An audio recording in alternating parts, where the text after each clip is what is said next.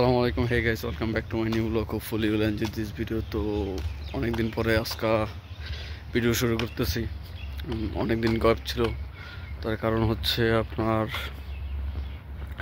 মোটামুটি কাজে অনেক ব্যস্ত ছিলাম। কারণ যেসব জায়গায় ছিলাম ওই সব জায়গায় নেট চালাইতো সমস্যা হইতো।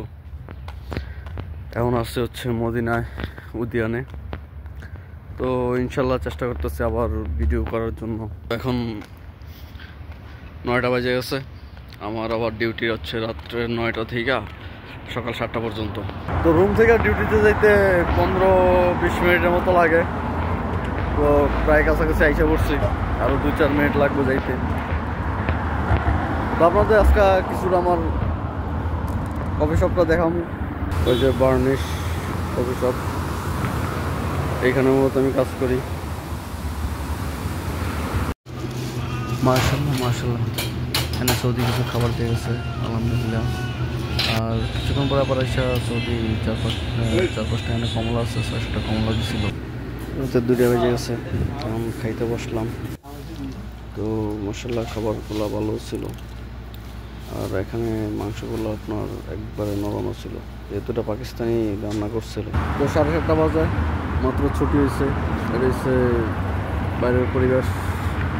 ভাই আমার লগে ওই সিটাগাঁ মত নামাইতা হিন্দি মত মতো ওইটা আমি বুঝবো।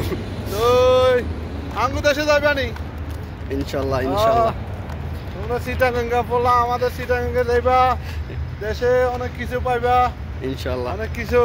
আমাদের কক্সবাজার যাইবা ইনশাল্লাহ, পেলে ব্রিজ যাইবা ইনশাল্লাহ। পরে এমন কি রান্না বান্না করবেন কি? হ্যাঁ, রান্না বান্না করবো আজকে। বিরিয়ানি কাজ আজকে কাসকি বিরিয়ানি, তারপরে আন্নি বিরিয়ানি, সব কিছু পাকামো আজকে। ইনশাআল্লাহ। আজকে সুটকি পাকামো, তারপরে সিন্ডি বাক্তা করবো, সব কিছু। মাশাআল্লাহ। ঠিক আছে চলে।